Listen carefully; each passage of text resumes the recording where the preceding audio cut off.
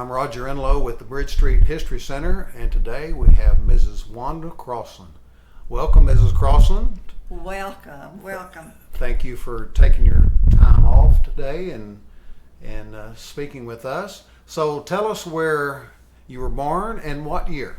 First, I'm going to tell him that Roger Dale, that's interviewing me, was my second grade teacher, student. I was his teacher in second grade when we moved into in 1963, when we moved into the two-story building. We thought we had moved to heaven. It was wonderful. Had to put that in extra. Okay, I was moved. Well, it made it even more special with Mrs. Wanda Crossland as my teacher. And he had to carry his things from the old where we were.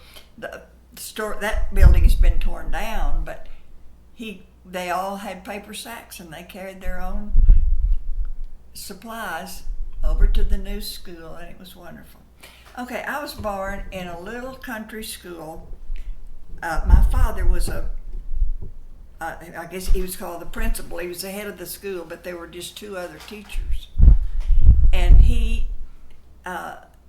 was called Elman. It was a little German community out of Hamilton. And I was born in Hamilton at the doctor's office. Dr. Snodgrass was my doctor. But we lived, in one, it was called a teacherage instead of a parsonage like a church. They were called teacherage. They furnished the home. So we were on one side, my mother and daddy and I, and then on the other side were two of the women teachers who taught. That was the whole school. But Mother said in the afternoon, after school here, they would come and get me, and so I had fun with them in the afternoon, gave Mother a break every day.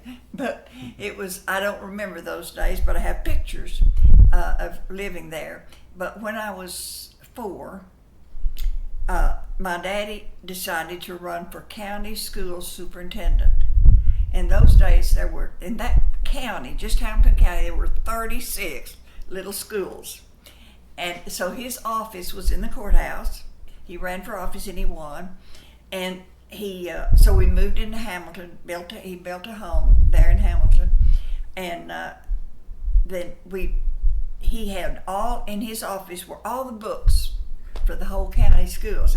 They would come in and check out their books for the year, and he wrote the checks for all of them.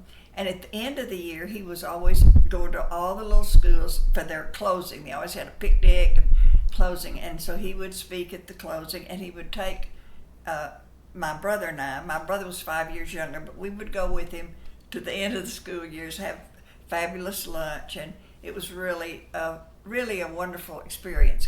And the courthouse was about 2 blocks from our home.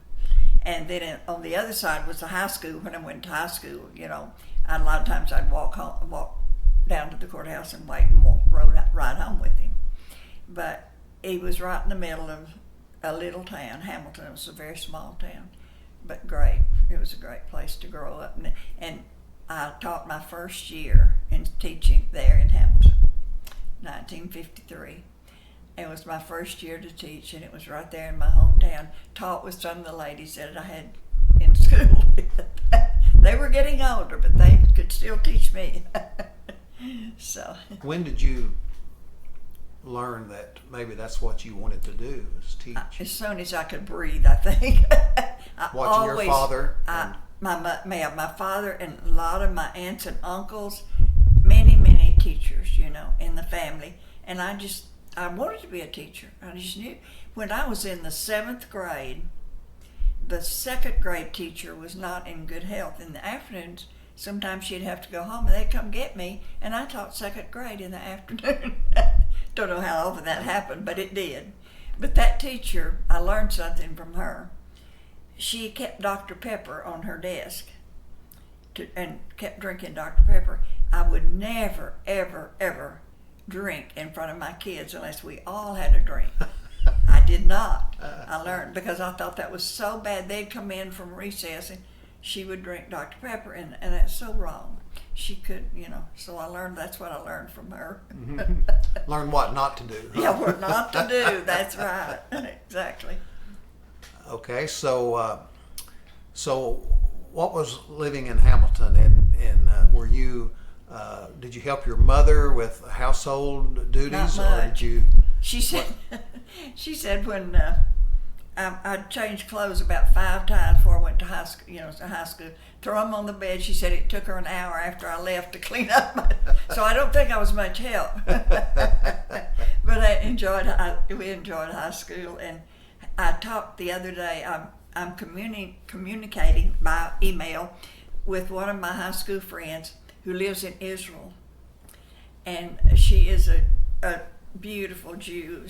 We were good friends, and she said that my dad, because my daddy had been friends with her daddy, who had a dry goods store on the square, he would let her come to my house and play, because he knew that we were not prejudiced, that we were Right. happy to have Jews. Right. But she told me that it's amazing what she's going through right now. I can't even imagine. But she has 3 children. They all live there. One stayed in the States. But one of her sons, he must be brilliant, was called in just last 2 or 3 weeks ago to Washington, D.C. to do some kind of appraisal. They brought him from Israel. So I don't know. But anyway, that's an extra friend that I had that's really been, she and I and one other lady are the only 3 that I know of that are still living. There may be another one or 2, but not many, that are still being blessed with good health and can. So what did y'all do for entertainment? Well, Friday night we would usually have a little dance. We'd dance just at a friend's home. We had dances. We were in the band. I was in the band, and we did that. And we had an orchestra, and I played the piano for the orchestra. And I just remember everything being centered around school. All of our activities were around school. Okay, so you graduated. What year did you graduate? 1949, I graduated. 1949. There were 49 of us, 49ers. 49 and 49. Okay. That's right. And you went to college? Yes, I went immediately. It was a Daniel Baker College, and it was in Brownwood. My father had taught summer school classes over there and was a good friend of the president. And he said, now, I wanted to go to Baylor. He said, I want you to go to Daniel Baker 2 years, and then you can transfer to Baylor. But I just want you to get the feel of a small school first, and because, of being changed from high school to college. And when I was in high school, I would be exempt and everything, but he made me take the test. He said, no, you take tests, and you've got to learn to take tests whether you like it or not, and you don't have any. So that's one of his strict things, that I take tests. So I knew how to take tests. Mm-hmm. But anyway, the first, when Mother took me over there, it was in a small school in Brownwood. Later, Howard Payne took them in, and we had all of our back home coming, all that back at Howard Payne, because they were really great to take us in. But I was in the last class that actually graduated, which was 1952. 52. And that was in May. My dad died of cancer that same week that I had finals. That was tough. But he asked me before he died, he said, on your diploma, would you have them put Wanda Crossland? I would like for your name, Patterson, to be on that. Oh. And it was. They did that. But anyway, the day I went started up the steps with Mother, and Willie was kind of near. They were watching all the girls come into the dorm, and he pointed to me, and he told his friend, said, I may marry that girl. Hadn't even talked to him. Had not even talked to him. But when he called me for a date, I already had a date with the guy that was running for president of the student council. Well, Willie was running too for president of the student council, but of course I voted for the wrong man. Willie always teased me about not voting for him, but he got it anyway without my vote. But anyway, but we started dating there, and my good friend was dating the guy that he told he was going to marry. We were in the dorm together, and when he would come to the dorm, they couldn't come down the hall, of course. No men down the hall. So he would play Mary Had a Little Lamb on the piano, one finger, and I would know Willie was in the That was your cue, parlor to right? come to the parlor. And our entertainment was to go across the street for an ice cream soda or something. We didn't have much money. We played canasta, the four of us, and had a good time together. So was he studying education too? Not at the time. He wasn't sure. He was playing football. They had a football team. Not very good. They got beat a lot. But anyway, I could always tell he was bow-legged, and I could watch and watch. I knew which one was Willie. He could run fast, and he was bow-legged. But anyway, after 2 years, he went into the Air Force. And then when he came back, we went down to Texas, what's now South Texas State, but Southwest Texas Teachers College then. And he went down there, and the same night he got his bachelor's, I got my master's. So we got both of us got those degrees there, and then he went to Tech. We were teaching out at Hill Center, Texas, and he got his master's from Tech and his certificate to be a principal and all that. Okay, your first job was in Hamilton, and So then did he teach there too? Or? No, he was still in service. Oh, okay. He wasn't out of the service. But when he got out of the service, a friend of my whole family was a superintendent out at Hill Center, and he, I don't know how he heard. I don't know. Anyway, he came to Mother's house and sat in the living room and hired both of us.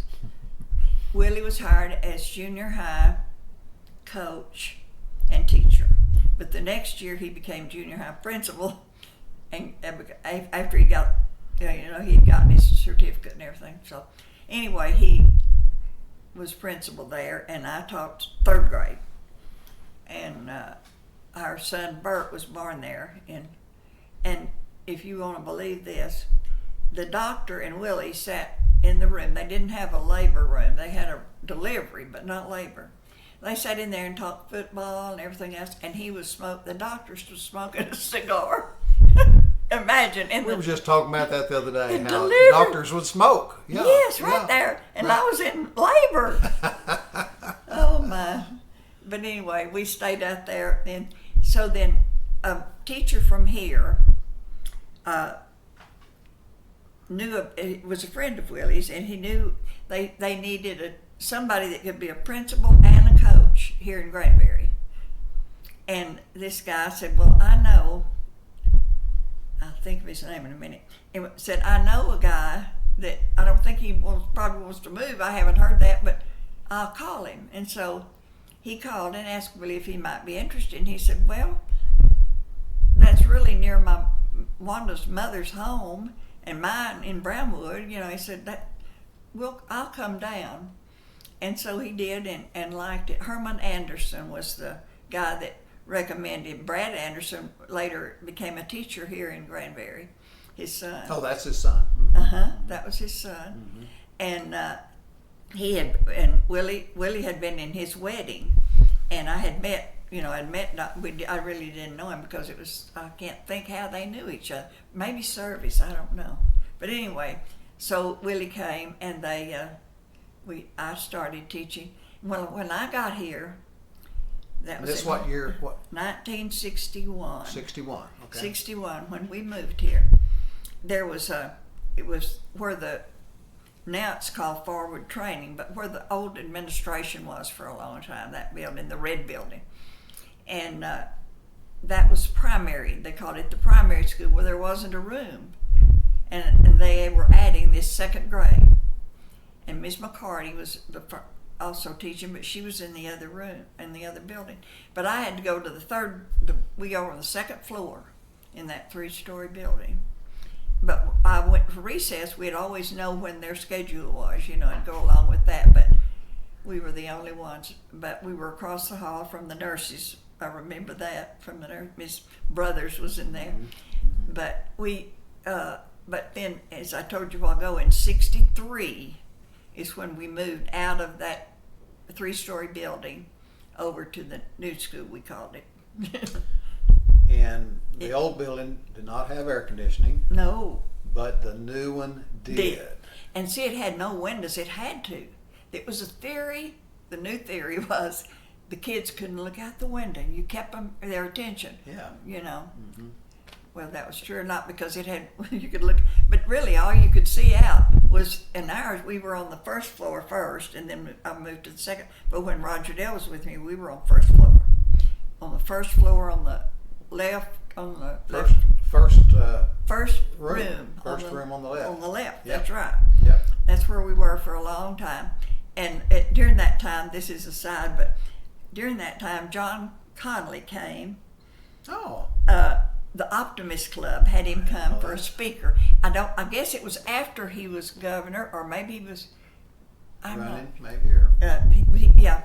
But anyway, he came as the speaker, John Connolly, and he wore this big cowboy hat, big hat, and belt. And so I was there at the banquet. It was a banquet, and he put his hat on my desk, the teacher's desk in my room. It was handy to put his hat. And so I told the kids the next day all about John Connolly coming and putting his hat. Now his hat was in our room. Sure, I impressed them a lot. Oh, yeah. But that's one way to learn a little about the government. That's right, exactly. Yeah, he was a big man, big, very polite, nice. And another time we had Preston Smith. I was able to meet him when he came in 1970 for the dam opening. I was there. My cousin was on the Council of Government, and he was up on the stage with that group. I don't know, but anyway, he was that, and he was a friend of Preston. He was of Austin and the Council of Government. He was in, I think, College Station, but anyway. His wife was with him, and we got to sit up pretty near the front, at the dedication of that. And I remember it was hot, but it was in the spring of '70. That it had been completed in '69, but even before that, things in Granbury started to change. More businesses came in, more restaurants. We had very few restaurants. More restaurants came in, more car dealers. It's just growing already. When y'all first moved to Granbury, what was that like? You talking about the square. Yeah. In '61, it was really not very pretty. Very few. There'd be empty building, then a building, and like I remember there was a department store called Archer's, and they in their windows they might have one thing here and one thing over here, not much. And then there was a dime store they called Five and Dime, or the Blue something they called. Some people called it that, but anyway. And then Pig Williams had a store, a department store, I guess you'd call it, because he was a department store.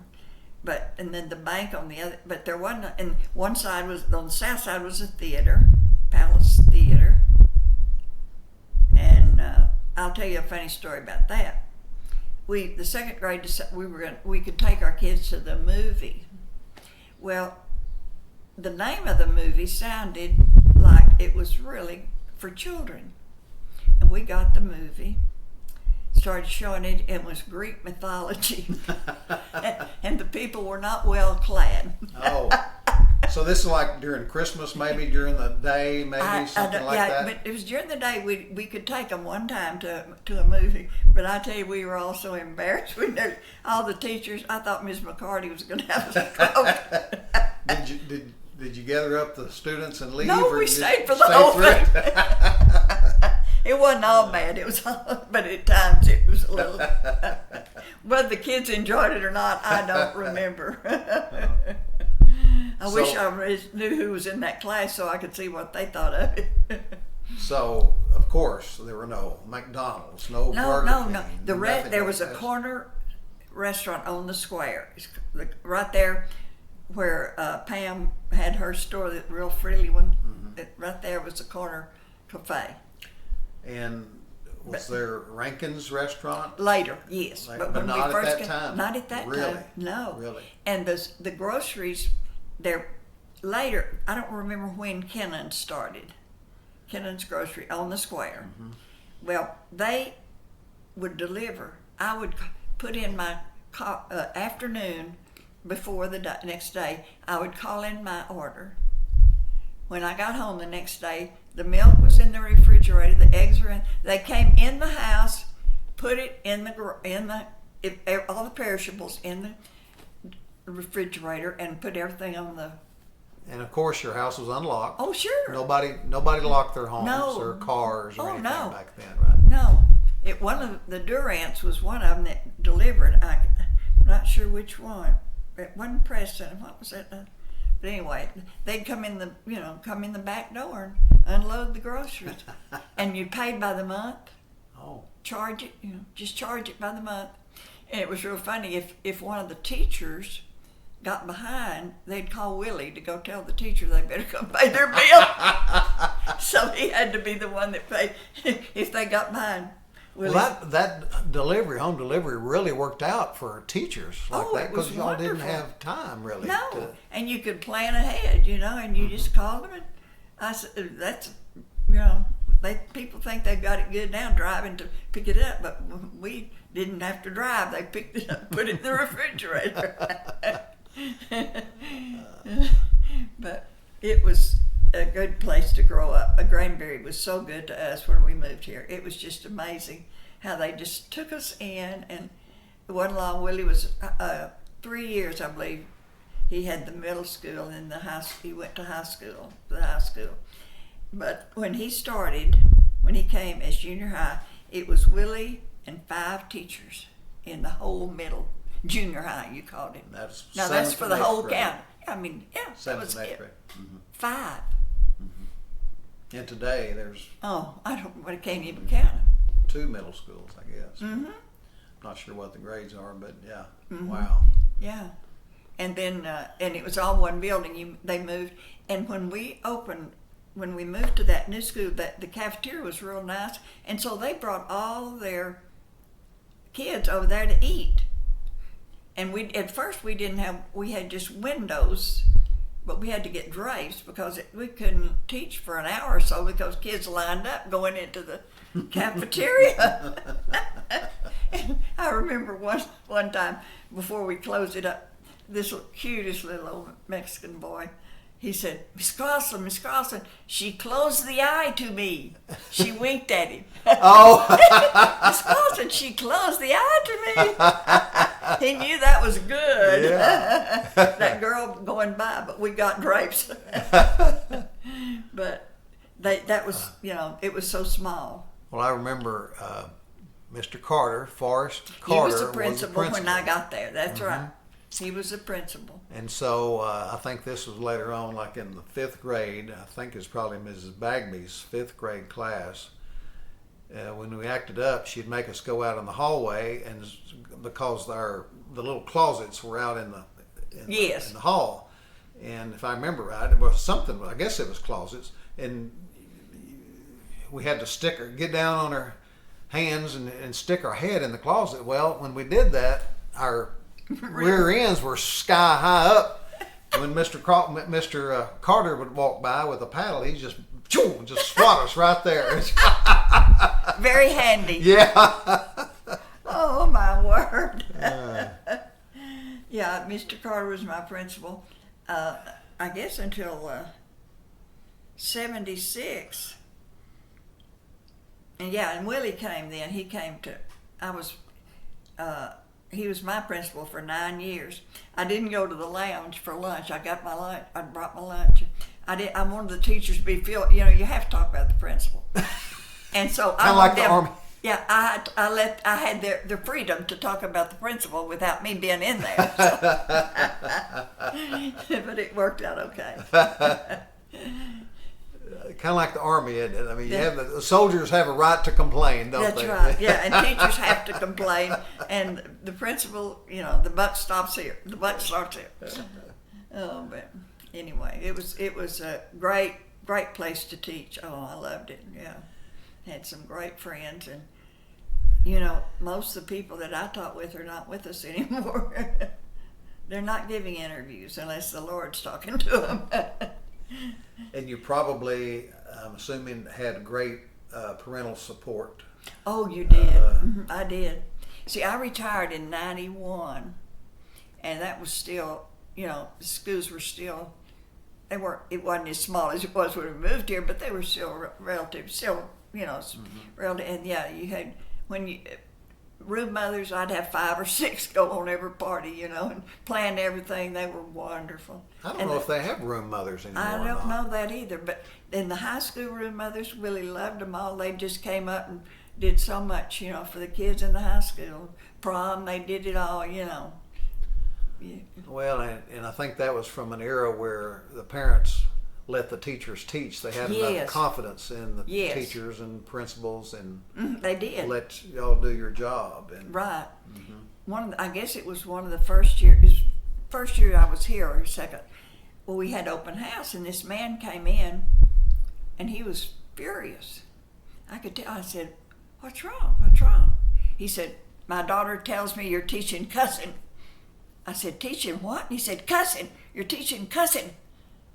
And I said, "Did she say cursive?" And that's what it was? Yes. Cursive. We were learning at the second half, you taught cursive in those days. And I don't know why in the world he thought I'd be teaching cussing. Wow. But he was way out. That's lived funny. Way out somewhere, I don't know. But anyway, I showed him. I got the writing book and made a good friend out of it. Showed how we had been teaching, just plain printing, we called it, and then we taught cursive. So, so obviously, yes, it was good times, kind of innocent times back then. Maybe Granbury didn't have the all of the bells and whistles that it has today. No, we didn't. So, what do you think? It was better then for students and teachers? I don't know. I really enjoy. I called it the mother hen. When you close that door, you and your chickens were in there,